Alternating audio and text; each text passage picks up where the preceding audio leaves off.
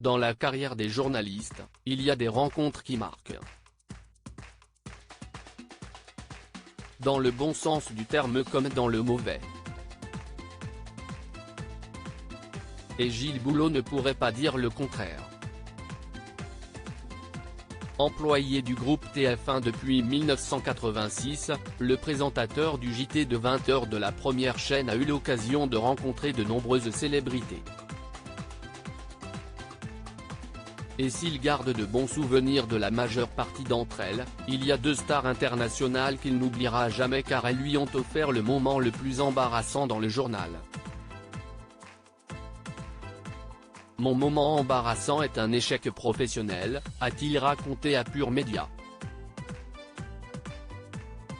Et d'ajouter: j'aime beaucoup le cinéma et je suis un grand fan de Robert De Niro. Il y a quelques années, j'étais très content car il venait dans le journal. Je savais qu'il était taiseux, cela ne m'avait pas échappé. Il était venu avec Michel Pfeiffer pour un film dont j'avais compris très rapidement qu'il n'y était pas très attaché, s'est souvenu Gilles Boulot. Sur le plateau de TF1, Robert De Niro et Michel Pfeiffer n'ont pas du tout joué le jeu. Ils avaient fait la grève en direct.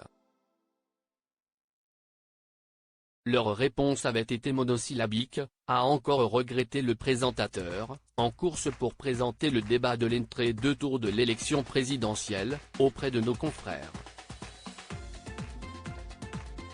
Il tirait une tête de 6 pieds de long et j'avais beau essayer par la face nord, la face sud, avec sourire, rien ne se passait.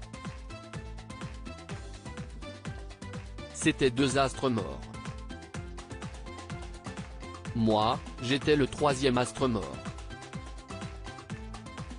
Les téléspectateurs, chez eux, avaient dû se dire, il est ennuyeux ce soir le journal de TF1. C'était un échec. Gilles Boulot, rien ne s'est dit. C'était place cette rencontre dont parle Gilles Boulot s'est déroulée le 16 octobre 2010, lorsque Robert De Niro et Michel Pfeiffer sont venus faire la promotion du film de Luc Besson, Malavita. Comme disait Mike Wallace, un des plus grands intervieweurs au monde, il faut être deux pour danser le tango. Il arrive que certains interviewés n'aient pas envie de danser, regrettait déjà le journaliste, dans les colonnes du Parisien il y a quelques années.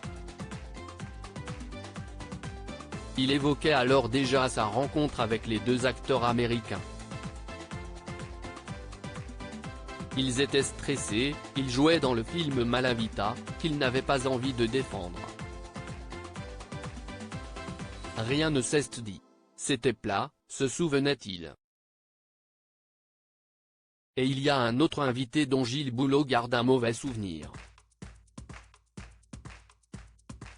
Avec Pierre Moscovici, alors ministre de l'économie, en décembre 2012, cela a été laborieux, racontait-il à nos confrères.